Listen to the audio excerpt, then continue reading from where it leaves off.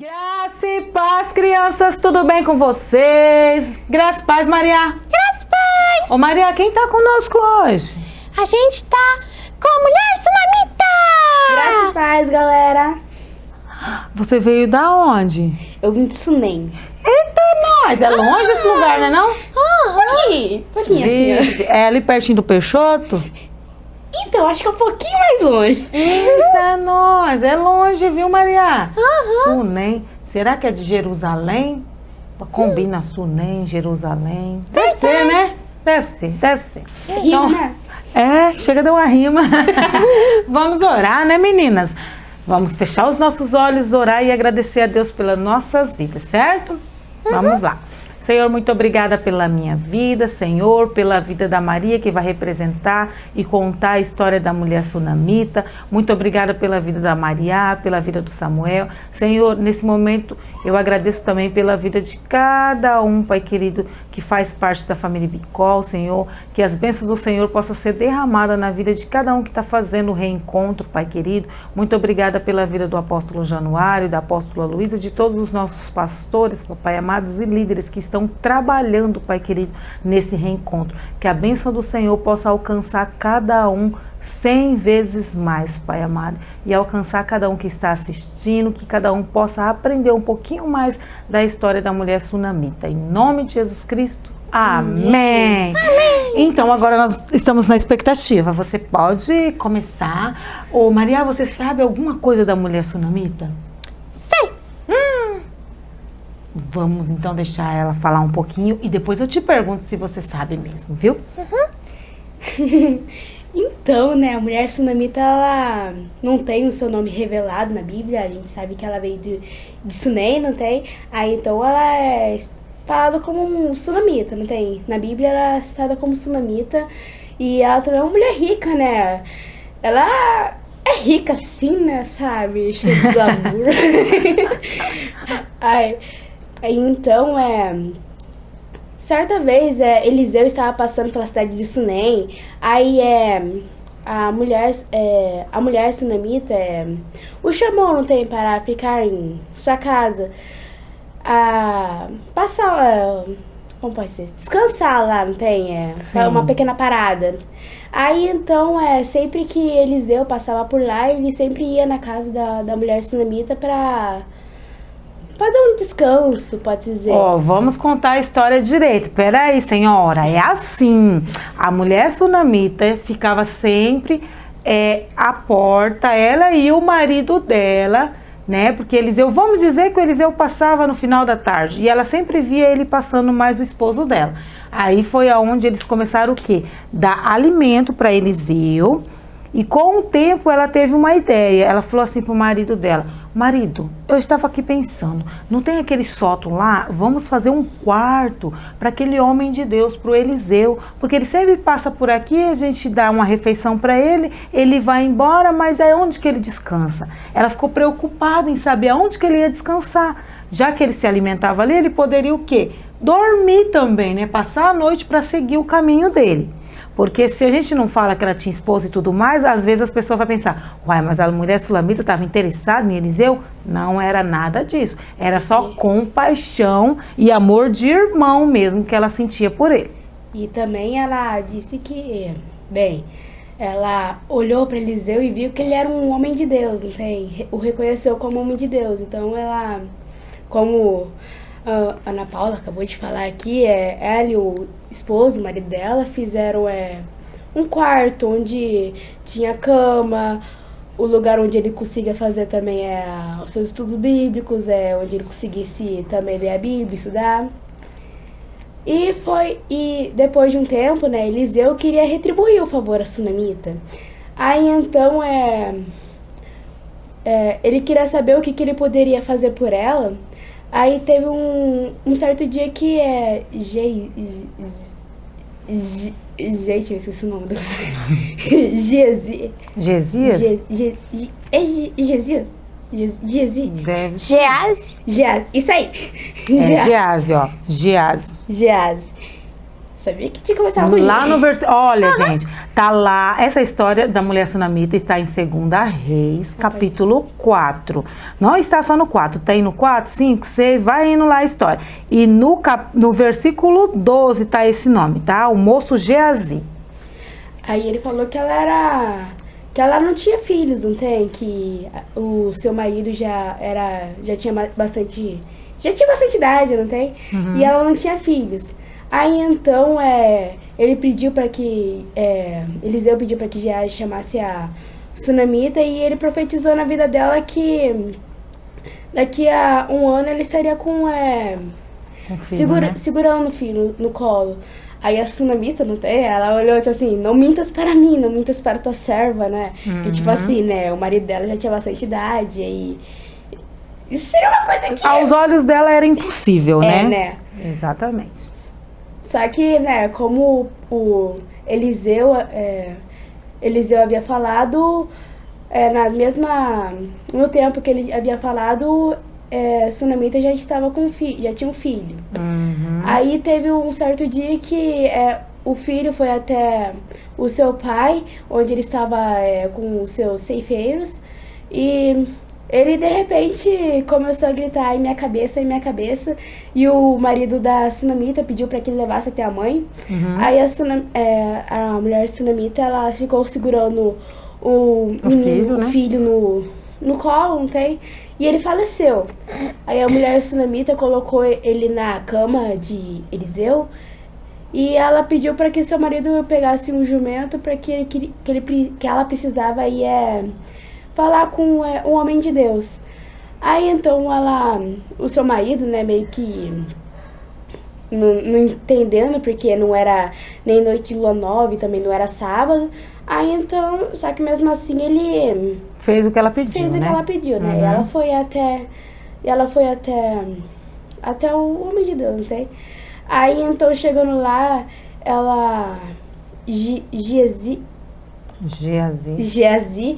ele perguntou, né, se ela estava bem. Ela disse tipo, se ela estava bem, se ela, o seu marido e o seu filho. Ela disse que estava tudo bem. Só que chegando perto, ela foi até Eliseu e nisso ela se prostrou, segurou os pés dele e começou a chorar. Aí Geazi tentou afastá-la, só que Eliseu pediu para que ele não fizesse isso porque ela estava com a alma triste, né? Amargurada. É isso aí. E nisso ele falou que ela perguntou porque ela não tinha pedido filho, porque fizeste isso, pediu para que não mentiste para mim, não tem?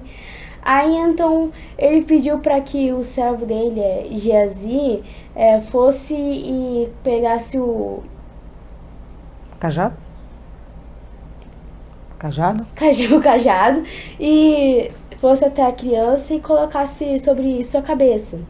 Aí então Geazi foi, só que quando ele chegou lá, ele fez isso, viu que não tinha som, não respondia e voltou até Eliseu dizendo que a criança não respondeu o que foi né? feito, né? Aí então ele pediu para que fosse lá de novo Aí nisso ele foi lá de novo, só que a criança também não respondeu. Aí então Eliseu entrou dentro do quarto, né? Fechou a porta e orou ao Senhor, né? Aí depois ele subiu em cima da criança, deitou seu corpo em cima da criança, aqueceu o corpo da criança e começou a andar de um lado pro outro, pelo quarto. Depois disso, a criança espirrou 7 vezes e abriu os olhos. E voltou à vida, né? Exatamente. Aqui nós vemos o que? A mulher sulamita, ela foi confrontar Eliseu. Por quê? Porque ela tinha perdido a fé dela? De maneira alguma, não é verdade, Maria? Ela foi por quê? Porque ela falou para ele que não era para mentir para ela. Porque ela estava fazendo bem para ele pela fé que ela tinha em Deus, né? E porque ela sabia que era um homem de Deus. Ela não pediu nada em troca. Mas como ele tinha orado a Deus e ela tinha recebido o filho, ela queria o filho dela de volta. Já que ele deu o filho, ela queria permanecer com o filho. Então ela não aceitava nada menos que o filho dela vivo. Foi aonde ela foi até Eliseu e confrontou ele. E quando Eliseu terceirizou o serviço dele, não deu certo. Porque não era para ele terceirizar, não é verdade? Quando ele pediu para o servo dele, Geazi, fazer o serviço dele, não deu certo. Por quê? Porque Eliseu era o homem de Deus, ele era o profeta, ele era usado por Deus e não Geazi. Geazi era um ajudante. É da mesma forma hoje em dia. Se é uma causa apostólica, eu vou lá fazer o quê? Eu sou uma 12 da segunda geração, vou fazer o que lá? Nada, né? Eu vou ir me meter num cajado que não é meu? Ou vai lá a Maria, que está fazendo liderança, mas ainda não é líder. Se meter num cajado que é de líder, vai resolver? Não vai. Da mesma forma que Geazi. Ele estava sendo treinado para ser um líder. Ele ainda não era um líder. Ele ainda não podia fazer nada pelaquela criança. Mas quando Eliseu chegou lá, orou, pediu a Deus, Deus ouviu Eliseu, né? Então Deus ouviu Eliseu e a criança voltou à vida. Logicamente que todos ficaram muito felizes. Ela ficou feliz, Eliseu ficou, todos ficaram, né? E voltaram à vida normal. Mas nós vemos aqui o quê? Um exemplo de fé também, né? Muita fé. Porque ela não mandou, e pensa, ela não mandou o marido dela ir no lugar dela. Ela não terceirizou, né? A função dela de mãe, de defender o filho, de querer o filho de volta. De orar, de interceder pelo filho dela. De maneira nenhuma, em momento nenhum, ela falou, vai lá, marido, vai lá falar para Eliseu vir aqui, porque ele deu o filho para nós e agora o nosso filho morreu, eu quero meu filho de volta. Ela falou, eu vou lá, eu vou falar com ele vai ter que vir, ele vai ter que resolver isso. Não é Ele verdade? me deu filho agora. Exatamente. Eu quero de Ele volta. pediu para Deus me dar um filho, pois eu quero meu filho de volta, eu não aceito nada menos que isso. Errada ela não estava, né? Estava certinha. Porque, E conseguiu o filho dela de volta. Exatamente. Agora, se ela começa a chorar, murmurar, ela ia conseguir o filho de volta? De maneira alguma. O que nós vamos trazer para a vida, para a realidade de uma criança isso? Se você estudou, tirou uma nota ruim e acha que não foi justa a sua nota ruim, você vai chegar na professora brigar com a professora? Não, você vai chegar na professora e falar, professora, eu estudei tanto, tem como a senhora me dar um trabalho, alguma outra coisa? Porque eu não sei o que aconteceu, fiquei nervoso, alguma coisa aconteceu nesse sentido, porque eu estudei, professora, de verdade eu estudei. Se você for uma criança que não mente, que se comporta em sala de aula, que respeita a professora vai ver verdade no que você está falando e vai te dar uma oportunidade. Agora, se você for uma criança que xinga a professora, que fica andando em sala de aula para lá e para cá, que fica conversando, que não estuda, você vai ter uma oportunidade? Não vai ter uma oportunidade. A professora não vai confiar em você. Não vai confiar. Da mesma forma, vamos trazer para os pais. Se seu pai fala ou sua mãe fala nas semanas de prova, meu filho vai estudar, você estuda de verdade e você tira uma nota ruim, seu pai vê você estudando, ele vai falar, meu filho do céu, o que aconteceu? Eu vi você estudando, o que aconteceu com você? Né, que tirou a nota ruim? O que aconteceu? Você travou, ficou aflito, ficou ansioso, porque a ansiedade acaba dando um branco mesmo na gente, né? A gente fica tão preocupado com aquela responsabilidade de tirar a nota que a gente precisa, que acaba dando um branco na cabeça da gente, né? Acaba trocando as coisas na hora e tudo mais. Mas se eu sou um filho obediente, meu pai ou minha mãe me viu estudando, eles vão pegar a causa para eles, né? Eles vão falar assim, se você tá com vergonha de falar com o professor, eu vou lá com você. Vamos lá, eu vou falar pro professor que eu vi você estudando em casa de verdade. Eu vi você se dedicando. Então, já que você se dedicou, você estudou, vou lá conversar com o professor para te dar uma chance, não é verdade? Porque muitas vezes a palavra prova já deixa a pessoa meio ansiosa, né? Uhum. Já deixa ansiosa, não sei porque não tinha que existir essa palavra prova, tinha que ser assim, trabalho avaliativo, avaliação, menos prova, porque dá um negócio na gente, esse nome, que misericórdia. Mas aqui eu quero dizer o quê? Não é só aquela mulher que teve o que ela quis, porque ela teve um exemplo de fé, ela teve um exemplo que ela não tinha só fé, ela era uma mulher honesta, ela era uma mulher temente a Deus, ela respeitava, ela era caridosa, né? Ela não era uma pessoa rica que só pensava nela. Ela não precisava ajudar Eliseu, precisava? Não. Ele passava ali, cada pouco, ela olhava, passava, cada pouco ela olhava, ela não precisava. mas ela o quê? Ela teve o quê? A alma bondosa, caridosa, e viu que ele era um homem de Deus, falou, não, eu tenho fé que a gente pode fazer alguma coisa para melhorar a vida de Eliseu, né? Ele vai muito longe ali, ele passa por aqui e ainda vai andar muito para chegar no destino. Porque o que acontecia? Eles iam de aldeia em aldeia falando do amor de Deus, né? Ele não passava ali naquela aldeia e ficava por ali. Não, ele passava por ali, tinha que dormir por ali para depois chegar na próxima aldeia, né? Para falar do amor de Deus, para poder ensinar as pessoas, né? Então, ela viu e foi bondosa. E muitas vezes o que está faltando hoje em dia não é apenas fé. Porque não adianta você ter fé em Deus, mas você não ter amor ao próximo, você não ter bondade no seu coração, você não sentir piedade, não sentir nada pela pessoa, né? Por outra pessoa. Porque muitas vezes a gente vê o que acontece. Mesmo às vezes na escola, né?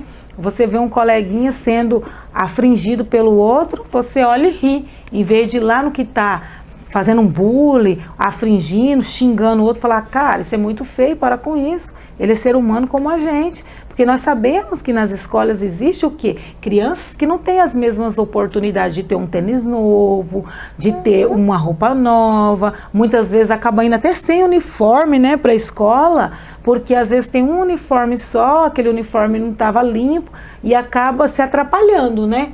Apesar de não poder ir, acaba algumas crianças indo sem uniforme. Aí o outro, em vez de procurar saber o que está acontecendo com aquela criança, vai tirar sarro. Ih, Ru, vai ter que ir embora, hein, Ru? Em vez de ir lá falar, cara, você só tem uniforme? Eita, você tem que chegar em casa e lavar, rapaz. Porque tem criança que as mães estão trabalhando, em vez de eles chegar em casa, pelo menos colocar de molho para a mãe lavar quando a mãe chegar, porque o uniforme branco precisa pegar, colocar um sabão em pó lá, dissolver na água e coloca o uniforme na água, até a mãe chegar para lavar, já saiu a sujeira grossa, né? Aí saiu aquela sujeira grossa, depois fica fácil para lavar. Mas tem criança que fica com o uniforme até a hora que a mãe chega no serviço. Se a mãe chega às 7 horas, ele está de uniforme, né? Chega às 8 horas da noite, que é 20 horas, a criança está de uniforme. Não, gente, facilita a vida da mãe também, né? Porque às vezes aquele colega não tem o bom senso de fazer isso, tirar o uniforme, colocar lá para lavar e tal. Porque se você tem 10 anos, 12 anos, você já consegue lavar seu uniforme. 8 anos, você já consegue lavar seu uniforme, não é verdade? 15, então, né? 15, então nem se fala, né? Então, gente, então vocês têm que também ter um bom senso para ajudar o colega, porque muitas vezes a mãe não teve o bom senso de orientar ele em fazer isso, né? Tá tão atarefada que não teve. Então nós precisamos ter o quê? Caridade, bondade, amor, né? Amor ao próximo. E nós sabemos que não tem como eu amar a Maria ou amar a Maria se eu não me amo. É porque é amar o próximo como a si mesmo. Se eu não me amo, como que eu vou amar alguém? Não tem como. Então nós vemos que a mulher sulamita, ela tinha isso, né? Ela era uma mulher que se amava, amava o esposo. Só assim ela conseguiu amar o profeta passando por ali. Ela vendo aquela peleja. Porque naquela época todo mundo andava a pé, gente. Era a pé. Por isso que eles tinham cajado, para ajudar, né? Entendeu? Então eles andavam a pé. Era muito sofrido para eles. Em momento nenhum a gente vê na Bíblia eles reclamando que andava a pé. Só andava a cavalo, jumento, camelo, quem tinha dinheiro. Não era todo mundo que tinha condições. E normalmente os servos de Deus naquela época, eles largavam tudo para trás e ia servir a Deus, né? Não ia todos que a família acompanhava. Então eles deixavam com a família, né? Eles voltavam para casa cada ano para ver a família. Então nós precisamos refletir sobre o amor ao próximo, certo? Sobre o nosso ato de fé, sobre não murmurar, sobre não blasfemar contra Deus, porque nós pedimos a Deus, mas nós estamos merecendo o que nós pedimos, porque muitas vezes nós não somos merecedores, não é verdade, Maria? Tem mais alguma coisa da mulher sunamita, Maria? Assim, da história, tá bem completa, né? Mas eu fiquei muito feliz, né, em saber que ela confiou, acreditou também, né? E, como eu posso dizer, ela ajudou o profeta, né? Isso. Ela se importou com ele. Ela podia ter deixado ele quieto lá, porque ela acreditava em Deus, ela tinha a família Ela dela. tinha coração disposto, né, a ajudar os outros. Ela era muito gentil, amável, tinha muita empatia também. Sim, nós vemos assim, a história do profeta é a história que foi contada, mas e quantas pessoas aquela mulher já tinha ajudado, não é verdade? Porque quando nós vemos assim, não era só ele que ela ajudou, ela já tinha ajudado com certeza muitas outras pessoas que passavam por ali, né? Mas o profeta, ela quis ajudar de uma forma diferente, né? Porque ela viu que era um homem de Deus, certo? Deve ser por isso que ela era tão próspera, né? Sempre ajudando. Exatamente. Porque a Bíblia fala, né, que nós precisamos não amar um ao outro só, mas também ajudar, né? Ajudar a carregar o fardo um do outro, tudo mais. Mais alguma coisa, senhora? Eu acho que não. Assim, na minha mente aqui, não. Tá vindo mais nada assim, na mente? Não, por hora não. Então tá certo, gente. Então nós vamos orar e agradecer a Deus. E falar para vocês que estão assistindo, se inscrever no canal, deixar o joinha, gente. Compartilha nos grupos de família. Vocês compartilham tanta coisa no grupo de família. Por que vocês não compartilham o Alegria Está no Ar? Me explica por que eu não tô te entendendo. Explica pra mim. Explica. Vocês compartilham lá o Alegria Está no Ar, no grupo de todas as famílias, grupo de escolas, compartilhem tudo, não tá nem aí não. Tem esse negócio, ai, meu colega vai rir de mim, porque eu tava lá. Vai rir porque tá com inveja, só porque ele não tá aqui no Alegria Está no Ar, entendeu? Compartilha aí, certo? Então vamos orar e agradecer. Obrigado, Senhor, pelas nossas vidas, Papai amado. Obrigado pela oportunidade de estar falando do seu amor, da sua verdade, da sua palavra, do exemplo desse profeta maravilhoso que foi o profeta Eliseu, meu pai. É Eliseu, né? Eu sempre confundo Elias com Eliseu, gente.